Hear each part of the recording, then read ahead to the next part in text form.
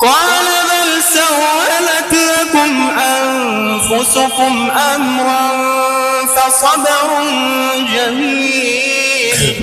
السلام عليكم. عليكم السلام. ازيك يا مولانا؟ هقول لك يا مولانا ومش هقول لك يا فنان. لا حبيبي، قول عبد على طول. انا عايزك بقى تسمعنا حاجه من الابداعات، ان شاء الله. تمام، بصوتك الجميل ده. ان شاء الله. اتفضل. بسم الله الرحمن الرحيم. فلما ذهبوا به وأجمعوا أن يجعلوه في غيابة الجب وأوحينا إليه لتنبئنهم بأمرهم هذا وهم لا يشعرون. وجاءوا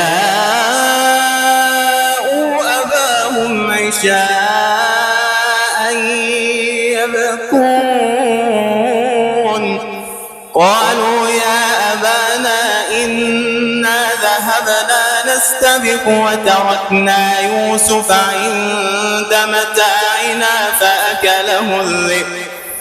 فأكله الذئب وما أنت بمؤمن لنا ولو كنا صادقين.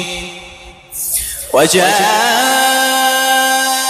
على قميصه بدم كذب قال بل سولت لكم أنفسكم أمرا فصبر جميل والله المستعان على ما تصفون. وجاءت سيارة فأرسلوا واردهم فأدلى دلوه قال يا بشرى هذا غلام وأسروه بضاعة والله عليم بما يعملون. صدق الله العظيم. الله يفتح عليك. ايه الحلاوه دي؟ حبيبي تسلم. انت في سنه كام بقى؟ ثانية ثانوي. اسمك ايه؟ عبد الرحمن عبد الله.